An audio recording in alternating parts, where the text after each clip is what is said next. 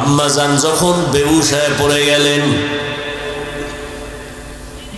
আমি দুনিয়াতে আসব, আমার দাদি নানি আমাকে ধরলেন আর আমাকে পরিষ্কার করে আম্মা হুশ নাই একটা চিৎকার দিয়া বেহুশ হয়ে গেছে। দাদি নানি কয় তাকায় দেখ ফুটন্ত গোলাপ, যেই মায়ের মাথায় সাত আসমানের বোঝা, চোখে পানি, ওই মা মুহূর্তে আমার চেহারা দেখা সাথে সাথে কষ্টগুলো দূর হয়েছে। আম্মা জান আমাকে কোলে টেনে নিয়েছে। দাদি নানি কয় দুধ দাও। আম্মা জান দুধ দেয়, আমি গিলতে পারি না, আমার ঠোঁট থেকে গাল বেয়ে পড়ে গেছে। ফেসবুকে লেখে ওলামায়ে কেরামের ইজ্জতকে নষ্ট করার বিভিন্ন ভাবে ষড়যন্ত্র করে। আল্লাহ ওদের হেদায়েত দান করেন। আল্লাহ পাকের ইলম ও কুদরতে হেদায়েত যদি না থাকে, ওদেরকে আল্লাহ কুদরতের দ্বারা দমন করে দেন। ওলামায়ে কেরামের ইজ্জত যত বাড়বে, উম্মতের ইজ্জত সম্মান বাড়বে। আর ওলামায়ে কেরাম অসম্মানিত হলে উম্মতেরও অসম্মান। কিয়ামত পর্যন্ত আর নবী আসবেন না। আপনাদের ধারণা কি নবী গাজীপুরে আসবেন? বাইতুল মুকাররমে আসবেন? আর এক সেকেন্ডের জন্য নবীজি এই জমিনে আর সাহাবায়ে কেরাম জবাব দেন? কোন আইম্মায়ে কেরাম, ইমাম বুখারী, ইমাম মুসলিম, ইমাম তিরমিজি, ইমাম আবু হানিফা, ইমাম শাফি, ইমাম মালিক, ইমাম আহমদ বিন হাম্বল রাহিমাহুমুল্লাহ কেউ আসবেন? বড় বড় আউলিয়া কেরাম, খাজা মাইনুদ্দিন চিশতি, বড় পীর আব্দুল কাদের জিলানী, মুজাদ্দিদ আল ফেসানি, খাজা মাইনুদ্দিন চিশতি আজমিরি, শাহজালাল, শাহ পরান, শাহ মখদুম, শাহ আমানত, শাহ আলী, খানজাহান আলী, বাইজিদ বোস্তামি, জুনায়েদ বাগদাদি, শায়েখ শিবলি, হুসাইন সাহারওয়ার্দী, আনোয়ার শাহ কাশ্মীরি আর আসবেন? কিয়ামত পর্যন্ত এই জাতিকে শান্তির পথ দেখাবেন একমাত্র, শুধুমাত্র, কেবলমাত্র উলামায়ে কেরাম। উলামায়ে কেরাম ছাড়া এই জাতিকে যারা উল্টাপাল্টা পথ দেখাবে, এই পথ মরার পথ। এই পথ দুনিয়াতে ধুকে ধুকে কষ্ট পাওয়ার পথ। এ জাতিকে একমাত্র শান্তির পথ দেখাতে পারে কোরআন সুন্নাহর আলোকে কারা? উলামায়ে কেরাম। ভালো করে বুঝেন, ভুল হলে ধরায় দিয়েন, বেদবি করেন না, সাবধান। উলামায়ে কেরামের সাথে আজ বাংলাদেশে যত ঝামেলা, শুধু উলামায়ে কেরামের সাথে বেয়াদবি করার ফলাফল। কথা ঠিক? চাই সেটা সামাজিকভাবে হোক, রাষ্ট্রীয়ভাবে হোক, ব্যক্তিগতভাবে হোক। অনেকে ব্যক্তিগতভাবেও আলেমদের সাথে বেয়াদবি করে না? করে না? ইমামের সাথে পাওয়ার দেখায়, আছে না নাই? রাষ্ট্রীয়ভাবে বেয়াদব যে, সেও বেয়াদব, ব্যক্তিগত বেয়াদবি করলে সেও বেয়াদব। এক কথায় উলামায়ে কেরাম ছাড়া এই জাতিকে কেউ শান্তির পথ দেখাতে পারবে না। এই জন্য এই জাতির জন্য একমাত্র নির্ভেজাল আপন কলিজার বন্ধু উলামায়ে কেরাম। আর সব বন্ধু ধান্দাবাজ, সব স্বার্থপর। একমাত্র নিঃস্বার্থ এ জাতির বন্ধু উলামায়ে কেরাম, কোনো সন্দেহ নেই। এই উলামায়ে কেরামের ইজ্জত উম্মতের ইজ্জত। কথা ঠিক?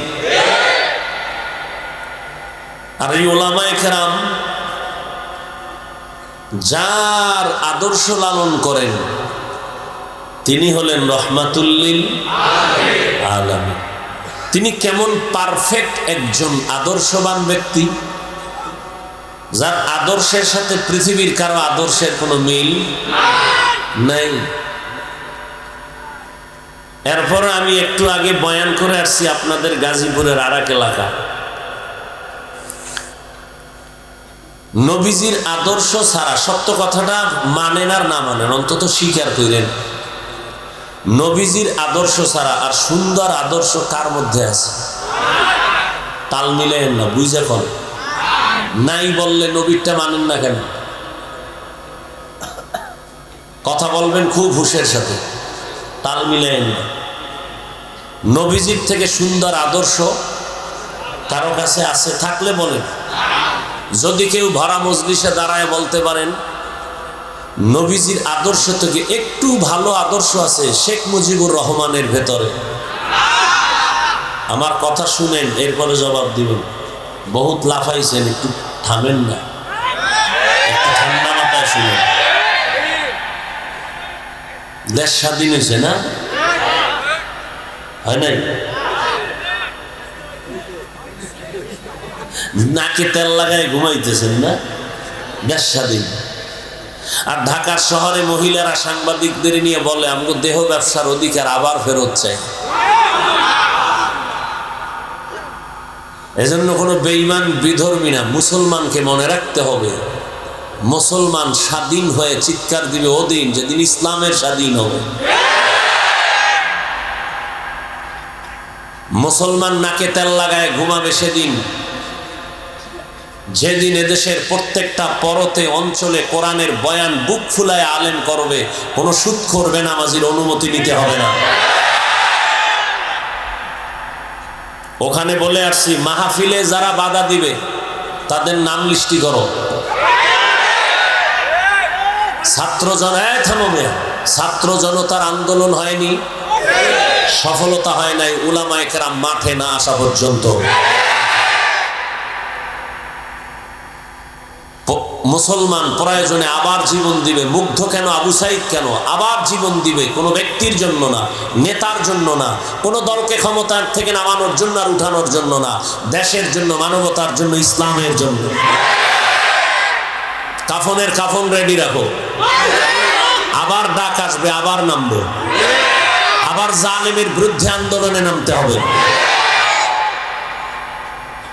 উলামায়ে কেরাম বুক ফুলায় বয়ান করবেন। কোন নেতা যদি বাধা দেয় লিস্টি করো, কোন প্রশাসনের ব্যক্তি বাধা দিলে লিস্টি দাও, তারা কি বলতে চায় রেকর্ড করো, আবার উলামায়ে কেরাম নিয়ে ময়দানে অবতীর্ণ হব।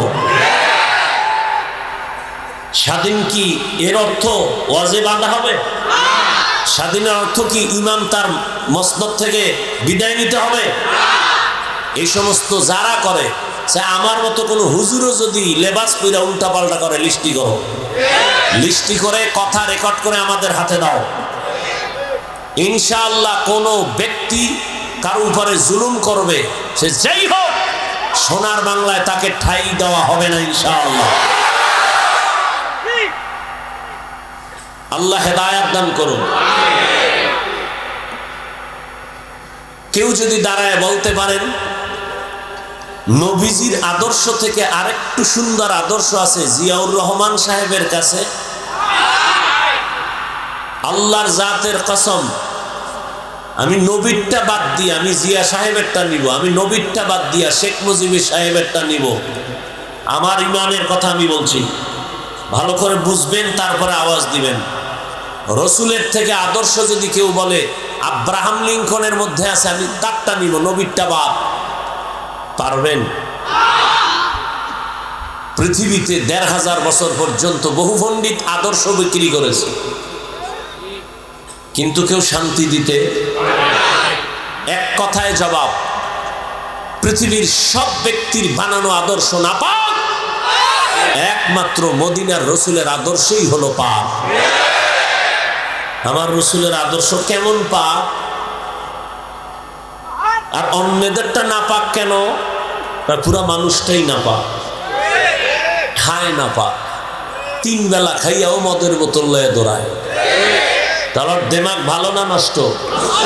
নষ্ট, দেমাগের থিওরি নষ্ট। 3 বেলা খাইয়াও এরপরে গাঞ্জা খায়, 3 বেলা খাইয়া বিড়ি টানে, আল্লাহর দেয়া নেয়ামত খাইয়া না পাক খায় নাই।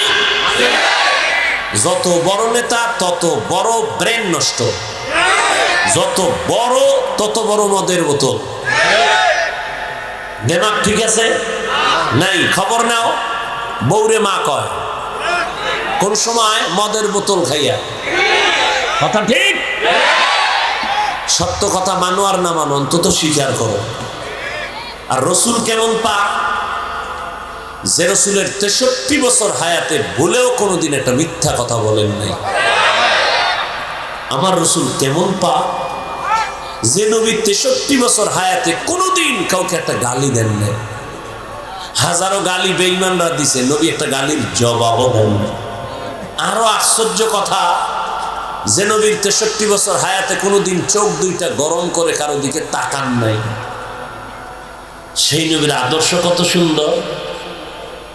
আঙ্গুলের নখগুলো কেমনে কাটবেন, সেখানে রসুলের আদর্শ। জুতা দুইটা কেমনে পরবেন, সেখানে নবীর আদর্শ। পৃথিবীর কোন নেতার আদর্শে নখ কাটার নিয়ম আছে? বউ চালাইবেন কেমনে, কোন নেতার আদর্শে নিয়ম আছে? রহমতুল্লিল আলামিনের আদর্শের নিয়ম আছে। বউ কেমনে চালাবা, বউকে কেমনে শাসন করবা, ডিটেলস আদর্শ রসুল 23 বছরের প্রেসক্রিপশন দিয়ে গেছেন। 23 বছরের প্রেসক্রিপশন কিয়ামত পর্যন্ত যারা ফলো করবে তারা দুনিয়াতেও বাদশা, পরকালেও বাদশা। আর যারা রসুলের আদর্শ বাদ দিয়ে চলবে এরা দুনিয়ায় পতন, পরকালেও পতন। এদের দুনিয়াও ধ্বংস, আখেরাতও। ওই 10 তলা বিল্ডিং এর মাস্তানি করে লাভ হইল কি, যে বিল্ডিং থুইয়া দৌড় আছে কোনো লাভ?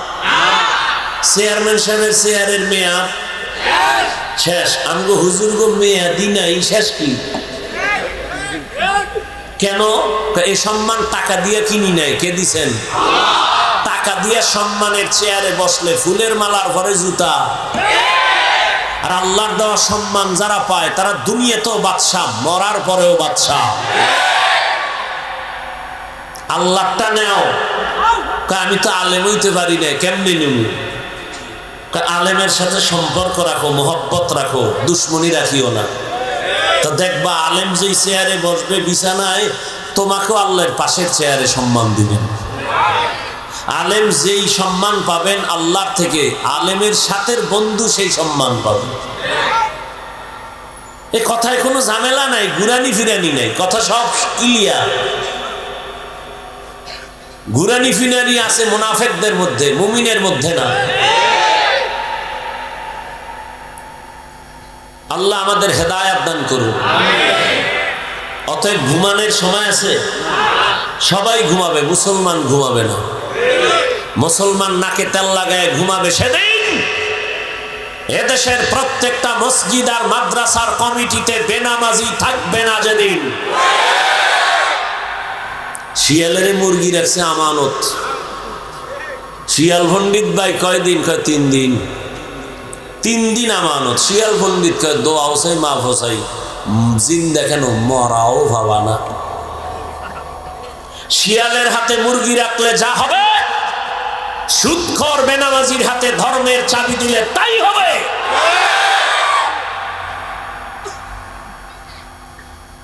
আল্লাহ হেদায়েত দান করুন, আল্লাহ হেদায়েত দান করুন। ইমাম সাহেব নিরপেক্ষ থাকতে হবে। কেন? সবার বড় দায়িত্ব। আমি বলি ইমাম সাহেব যদি নিরপেক্ষ থাকে, কমিটির প্রত্যেক সদস্যকে নিরপেক্ষ থাকতে হবে। আর কমিটির লোক যদি পচা রাজনীতি করে, ইমাম সাহেব মাইক লাগায়া ইসলামের কোরআনের রাজনীতি করবে। আপনাদের কি মত? ইসলাম বা কোরআনে রাষ্ট্রনীতি নাই? যারা বলে ইসলামে বা কোরআনে রাজনীতি নাই, তারা কি বুঝাইতে চাইলো? যে কোরআন ও ইসলাম সব দিক থেকে কমপ্লিট, এক দিক থেকে দুর্বল। রসুল রাষ্ট্র চালাইছেন, আবু বকর চালাইছেন, ওমরে ফারুক চালাইছেন, ওসমান গনি চালাইছেন, রাষ্ট্র পরিচালনা হযরত আলী করেছেন। ভালো করে লিখে রাখো, পৃথিবীর শ্রেষ্ঠ রাজনীতির কিতাবের নাম কোরআন। পৃথিবীর শ্রেষ্ঠ রাজনীতির শিক্ষক আমার রসুল। পৃথিবীর শ্রেষ্ঠ রাজনীতির পার্লামেন্ট মসজিদে নববী। আর বলে মসজিদে রাজনীতি চলবে না। হ্যাঁ, মসজিদে দাঁড়ায় মেম্বারে নৌকার ভোট চাইলে, ধানের ভোট চাইলে, অন্য ভোট চাইলে যদি সমস্যা না হয়, তাহলে ইমাম সাহেব ইসলামের কথা বলবে, কোরআনের হাত দিয়ে আল্লাহর মোহাব্বতে ভোট চাইবে, এতেও কোনো সমস্যা হবে না। আপনারা সবাই ইসলাম চান না? চান, কিন্তু এরপরও হয় না কেন? ভোটের আগের রাত্রের হাদিয়ায় কেবলা ঘুরে যায়, ঠিক নেই?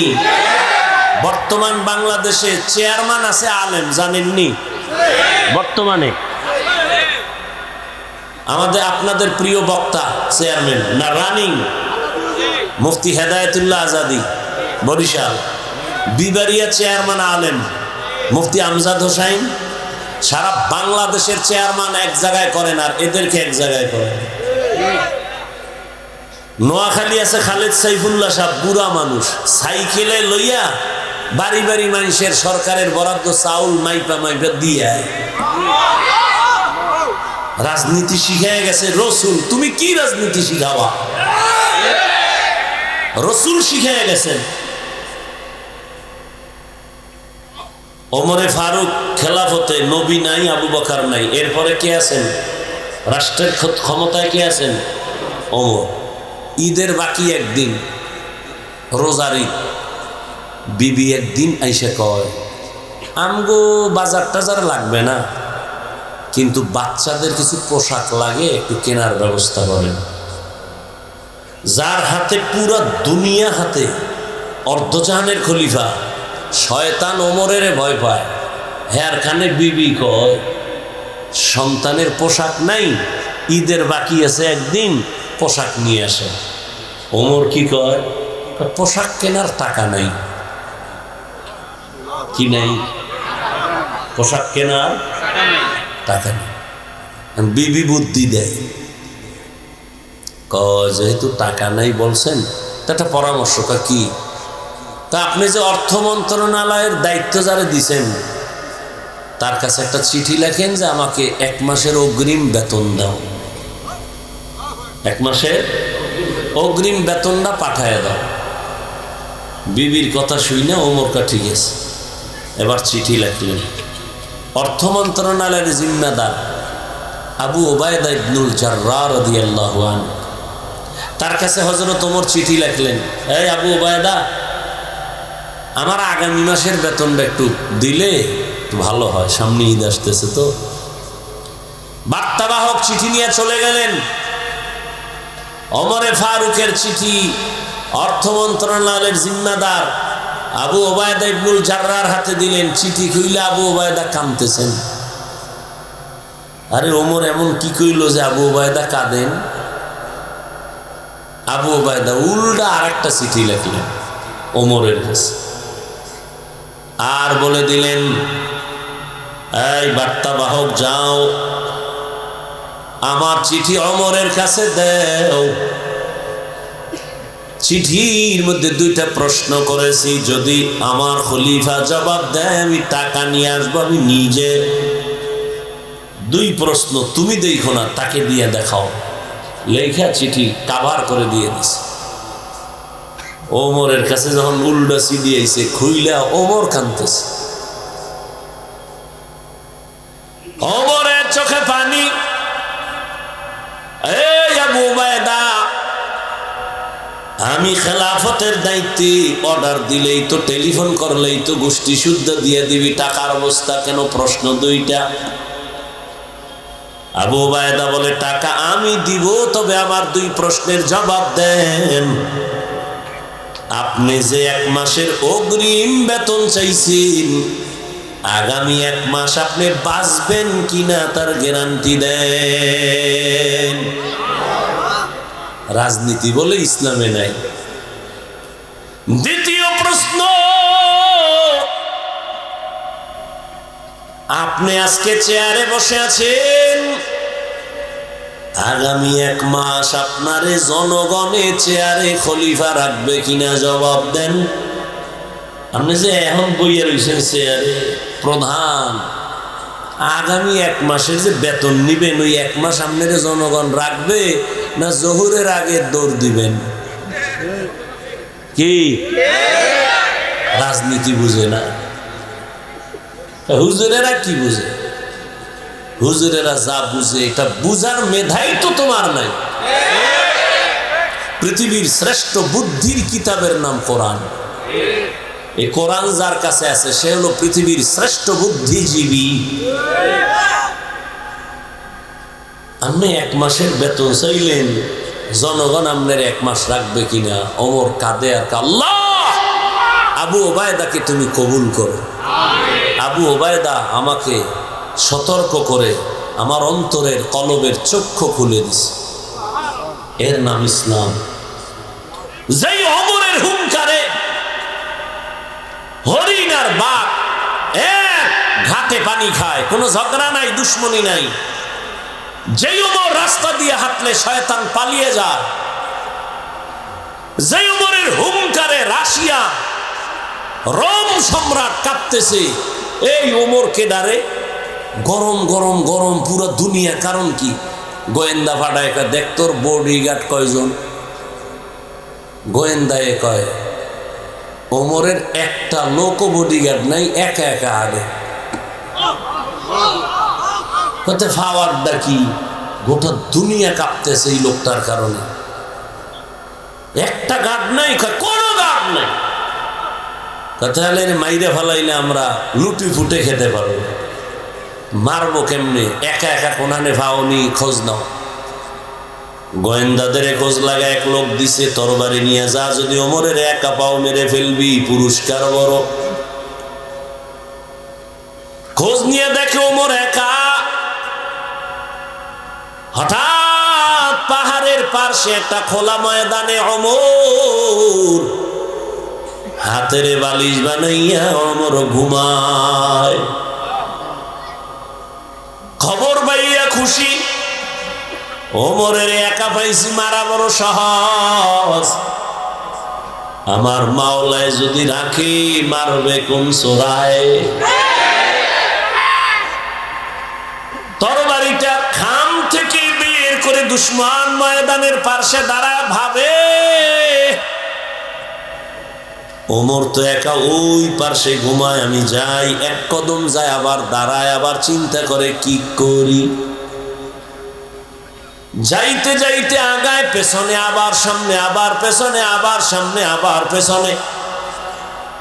সামান্য একটু জায়গা বাকি, কিন্তু কাছে গিয়া তাকায় দেখে ওমর ডান হাতের বালিশ বানাইয়া ঘুমায়। জঙ্গলের একটা বাঘ ওমরের চারপাশে ঘুরে আর পাহারা দেয়। মানুষের দাম বেশি না বাঘের দাম বেশি? মানুষ কার গোলাম?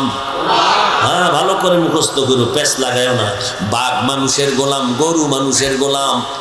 মানুষ কার গোলাম? একটা 3rd ক্লাসের মানুষ চাষি, চাষ করে। এরা কি বড় শিক্ষিত? যারা লাঙ্গল চালায়, গরু দিয়ে চাষাবাদ করে।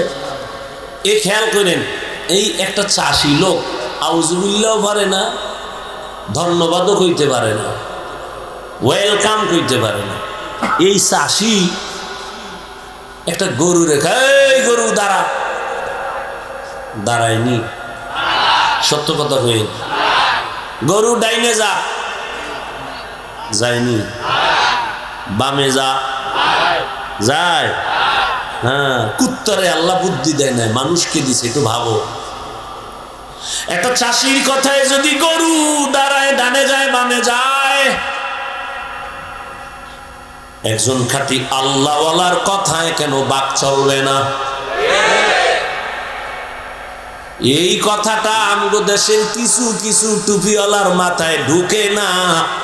এই জন্য ওলিয়া উলিয়ার সাথে বেয়াদবিমূলক কথা বলে। আমরা ওলি মানি না, আউলিয়া মানি না। আমি সারা দেশের কসম খায়া কইছি, যারা ওলি মানে না, আউলিয়া মানে না, তারা কোরআন মানে না, হাদিসও মানে না। এরা বাতিল। এদেরকে যারা বাতিল বলে না, তারাও বাতিল। ইয়া আইয়ুহাল্লাযীনা আমানু ইসতাঈনু বিস-সাবরি ওয়াস-সালাহ ইন্নাল্লাহা মা'আস-সাবিরিন।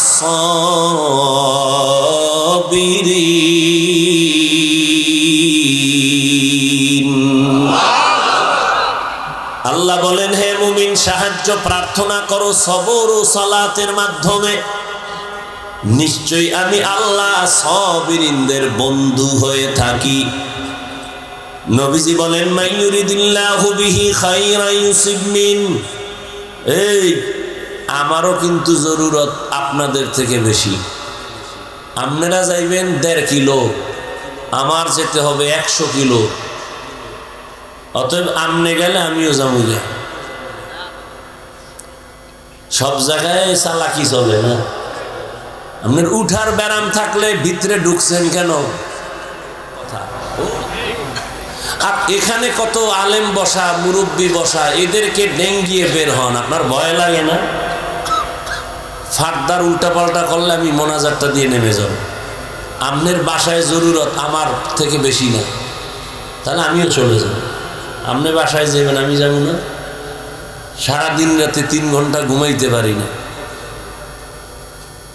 আপনি বলবেন আপনি এগুলি না করলে সমস্যা কি?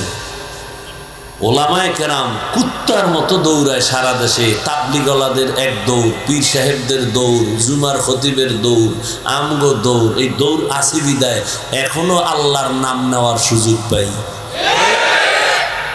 না হয় নাস্তিকরা দরজায় তালা দিয়ে রাখতো, মসজিদের মাইক বন্ধ করে দিত। দেখেন নাই যে ওয়াজ চলবে, বাইরের মাইক চলবে না।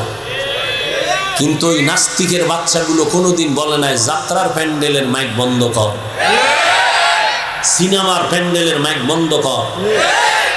বিয়ার অনুষ্ঠান চলে হাজী সাহেবের বাড়ি, 6 তলা বিল্ডিং, কাফে। ইমাম কয় কিও রাত্র 12টার পরে ভূমিকম্প নিকা? না হুজুর, দাওয়াত পান নাই, আমার মাইয়ার না গায়ে হলো। হাজী সাহেব মিশা কইছি? মুসলমানের জন্য গায়ে হলুদ হারাম। আমার দায়িত্ব বলার, মানবেন কিনা সে দায়িত্ব আপনার। এই জন্য দেখেন না এখন আর গর্বে আনোয়ার শাহ কাশ্মীরি আসে না, বাইজিদ আসে না। চোখ নষ্ট, পাও নষ্ট, কিডনি নষ্ট, দেমাগ নষ্ট সন্তান আসে। সন্তানের খাওয়াও হারাম, হৌর বাড়িতে খাও যৌতুক। ভালো সন্তান পাবা কেমন? গাছ লাগাইছো তেঁতুলের, সেখানে বড়ইর আশা করলে কি হইল? বিয়ার আগে যৌতুক খায়, বিদেশ যাওয়ার ভিসা চায়। বিদেশ যাই করবি কি? বউ কা ছোট ভাই পাহারা দিবে। এ কাম চলেনি। আল্লাহ হেদায়েত দান করুন। যৌতুক হালাল না হারাম? যারা যৌতুক দেয়, যারা খায়, যারা পরামর্শ দেয়, সবাই জালেম। এই জন্য শুরুতে বইয়েই কইছি কাফনের কাপড় রেডি রাখ। সোনার বাংলায় যা থাকুক, জালেম থাকতে দেওয়া হবে না। জালেমের বিরুদ্ধে আবার আন্দোলনের ডাক আসবে, আবার ময়দানে নামতে হবে। আল্লাহ হেদায়েত দান করুন।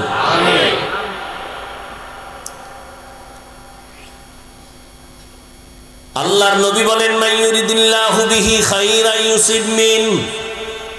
আল্লাহ যাকে বেশি ভালোবাসেন, মোহাব্বত করেন, তাকে মুসিবত দিয়া পরীক্ষা নিবেন। তাহলে বোঝা গেল আল্লাহর পক্ষ থেকে মুসিবত একটা নেয়ামত।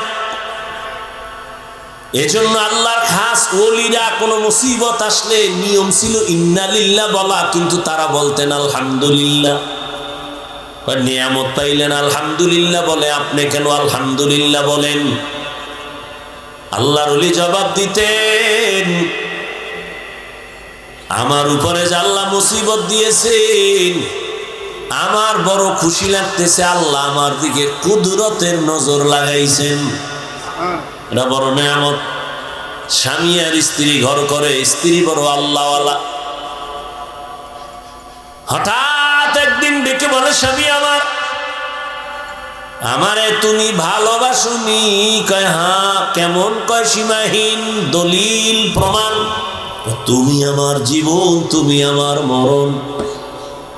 তুমি যখন যা চাইবা আমার জীবন দিয়া রেডি। কয় চাইলে দিবানি? কয় কসম, চাইলেই দিয়া দিব। ম্যাডাম কয় ঠিক দিবানি? কয় তালাক দাও। কি চাইছে? স্বামীর মাথা গরম হয়ে গেছে। কইলা কি? এটা ছাড়া অন্য কায়না ওয়াদা করেছো চাইলেই দিবা, দাও। দুইজনের ভেতরে মৃদু একটু তর্ক লাগছে, সমাধানের জন্য নবীর দরবারে রওয়ানা। রাস্তার মাঝে গিয়া স্বামী বেচারা হঠাৎ করে পিছলে পড়ে পা ভেঙে গেল, কান্না করে, ও মালিক আমারে বাঁচায়া দাও, তোমার কুদরতের নজর দিয়ে আমারে সুস্থ বানাও। স্ত্রী হাত ধইরা কয়, নবীর দরবারে যাওয়ার দরকার নাই, চলো বাড়ি যাই। বাড়ি যাইয়া স্বামীর কাছে কয়, স্বামী আর আমি তালাক চাই না, মাপ চাই, কথা উড্ড করে নিলাম। স্বামী কয়, যদি নাই চাও তো চাইলা কেন, বললা কেন, বলার পরে উড্ড কেন করলা? কয়, রাসূলের হাদিস কি তুমি জানো না? আল্লাহ যাকে ভালোবাসবেন তাকে মুসিবত দিয়া পরীক্ষা নিবেন। আমি তোমার ঘরে এত বছর সংসার করলাম, কোনোদিন একটা মুসিবত দেখলাম না, কোনো কান্না দেখলাম না, শব্দ দেখলাম না।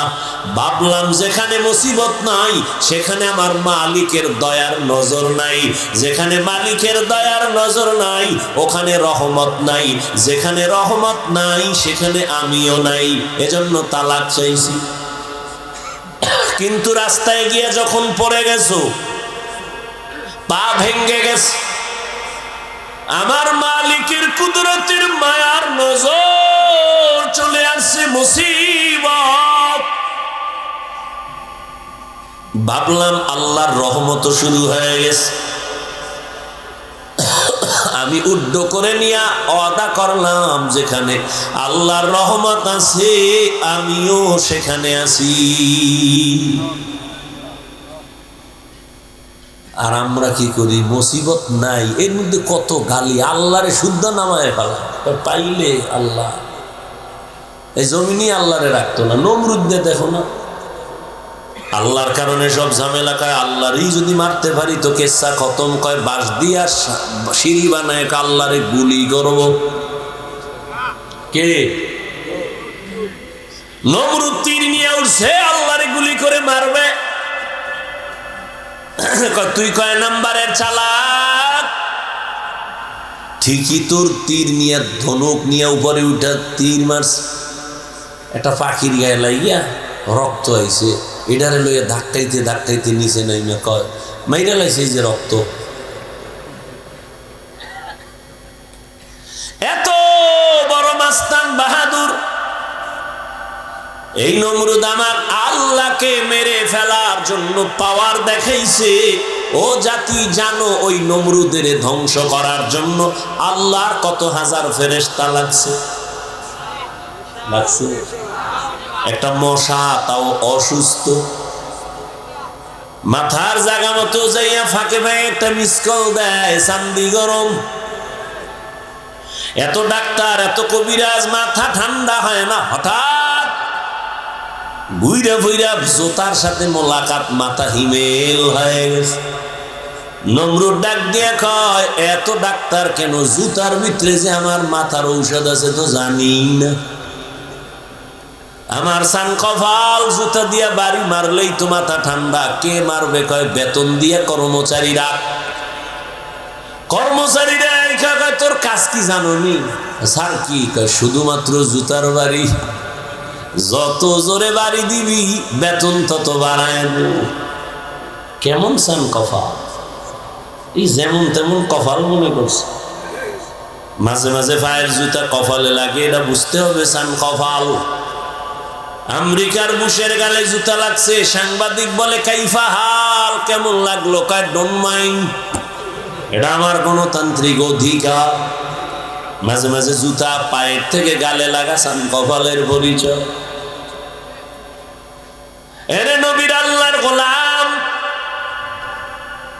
এরে নবীর আশিক, মুসিবত আসবে, এটা আল্লাহর নিয়ামত। যদি তুমি নেক আমলের উপরে থাকো, মুসিবত আসবে, আল্লাহর নিয়ামত।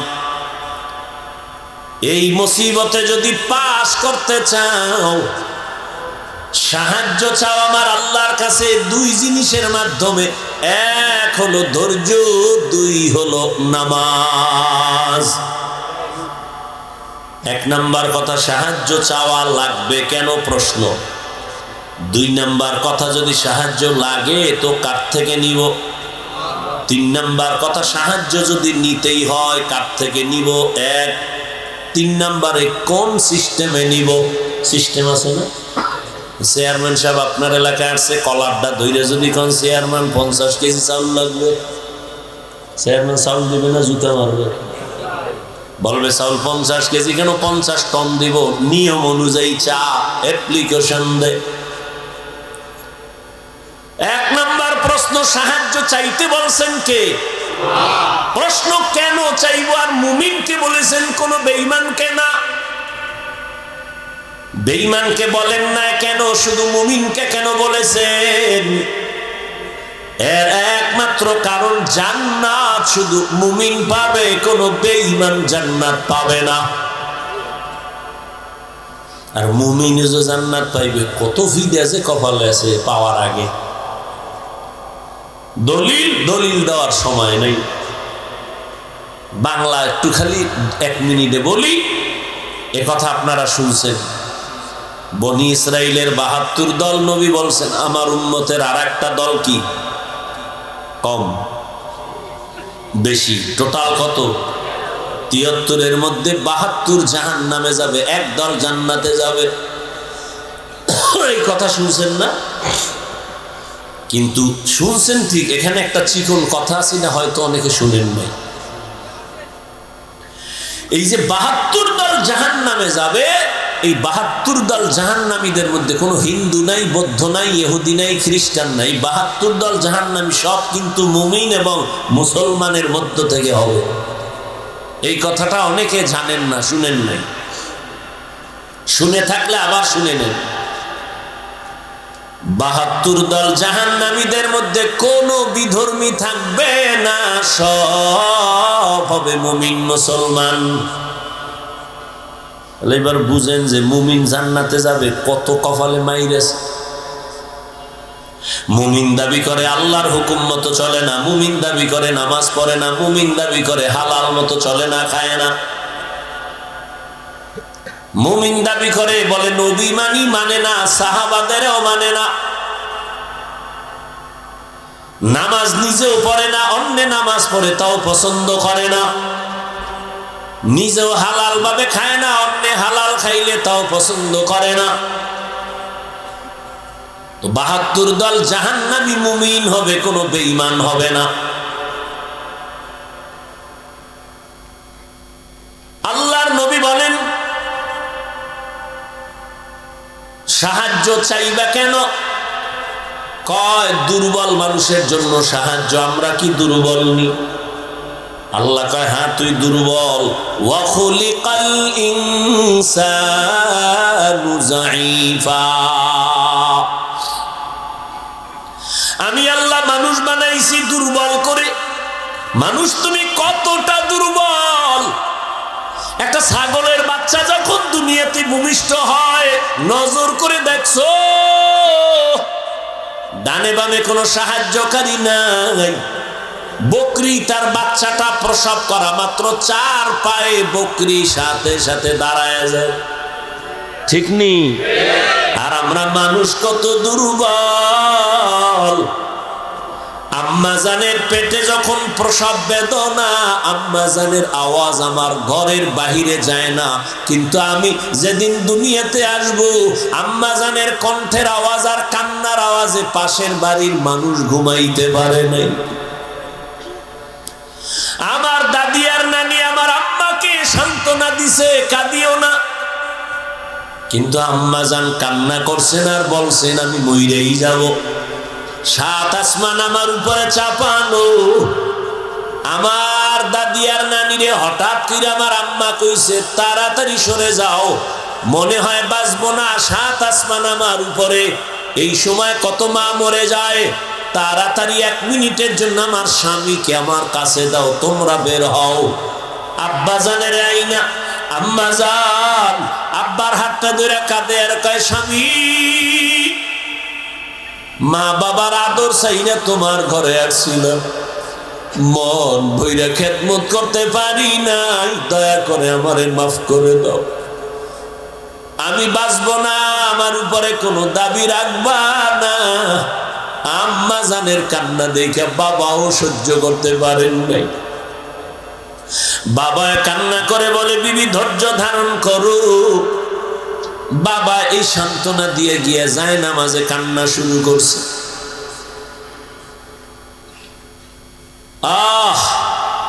ও সন্তান, জীবনের চামড়া খুইলা যদি মায়ের জুতা বানাইয়া দিতি, আর ওই জুতা দিয়া মা যদি জীবন ভর আরামে চলতো, তারপর ওই প্রসাব রাতের বেদনার কান্নার ঋণ কোনোদিন আদায় হতো না। জীবনের মূল কষ্ট মায়ের প্রসব বেদনা,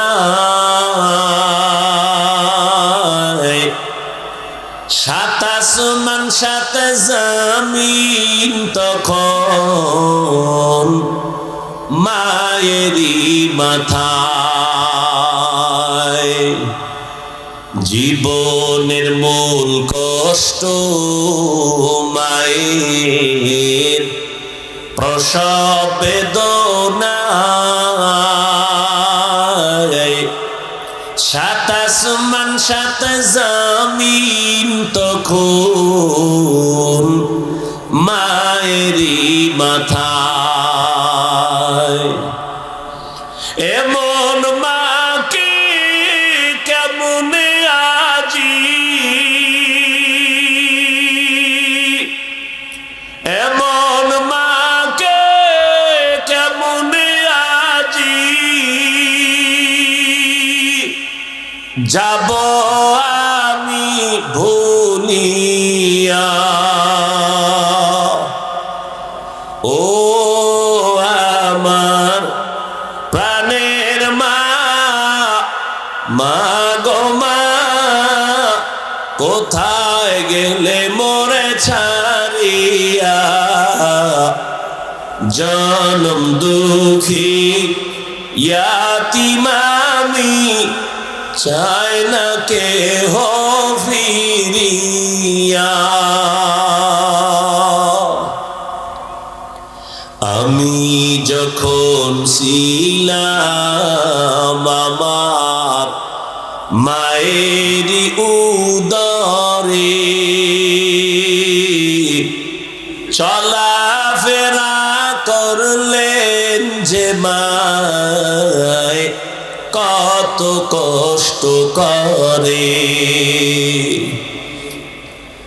আমার সুন্দর মুখ দেখে মা, আমার সুন্দর মুখ দেখে মা, ব্যথা যায় দে হাসাইয়া। ও আমার প্রাণের মা, মা গো মা, কোথায় গে মোরে ছাড়িয়া। জনম দুঃখী ইয়াতীম আমি, চাই না কেহ ফিরিয়া। আম্মা জান যখন বেহুশ হয়ে পড়ে গেলেন, আমি দুনিয়াতে আসব, আমার দাদি নানি আমাকে ধরলেন আর আমাকে পরিষ্কার করে। আম্মা হুশ নাই, একটা চিৎকার দিয়া বেহুশ হয়ে গেছে। দাদি নানি কয়, তাকায় দেখ ফুটন্ত গোলাপ। যেই মায়ের মাথায় সাত আসমানের বোঝা, চোখে পানি, ওই মা মুহূর্তে আমার চেহারা দেখা সাথে সাথে কষ্টগুলো দূর হয়েছে। আম্মা জান আমাকে কোলে টেনে নিয়েছে। দাদি নানি কয়, দুধ দাও। আম্মা জান দুধ দেয়, আমি গিলতে পারি না, আমার ঠোঁট থেকে গাল বেয়ে পড়ে গেছে। কত দুর্বল বান্দা, কত মাস্তানি করো। আর একটা ছাগলের বাচ্চার দিয়ে তাকাও, চার পায়ে নিজে নিজে দাঁড়াইয়া, কেউ রে দেখাইয়া দেওয়া লাগে না। মায়ের ওলান কই, দুধ কই, বাচ্চা নিজে খুঁজা খুঁজা মায়ের ওলানে মুখ লাগাইছে। তাকায়া দেখে মায়ের ওলানটা শক্ত, দুধ আসে না। আমার আব্বা জান যদি আমি দুধ না পাইতাম, ডাক্তারের কইতো ঔষধ দাও, বাচ্চা দুধ পায় না। কিন্তু বকরির বাচ্চাটা দুধ না পাওয়ার কারণে কোনো ডাক্তারের কাছে যায় না। আল্লাহ ওরে এমন ভাবে বানাইছেন, ওর পুরা মাথার মধ্যে কপালের অংশ বড় শক্ত। ও নিজে একটা ইঞ্জিনিয়ার হইয়া জন্ম নিছে। শক্ত ওলানটারে কেমনে নরম করলে দুধ আসবে, মাথার এই অগ্রভাগ দিয়া জোরে জোরে আঘাত করেছে। মায়ের ওলানে 2-3টা আঘাত করা মাত্র মায়ের ওলানটা দুর্বল হয়ে গেল, মুখ লাগাইলো, দুধ আসলো, পেট ভরে গেল। একটা বকরির বাচ্চার কাছে মানুষ কত দুর্বল।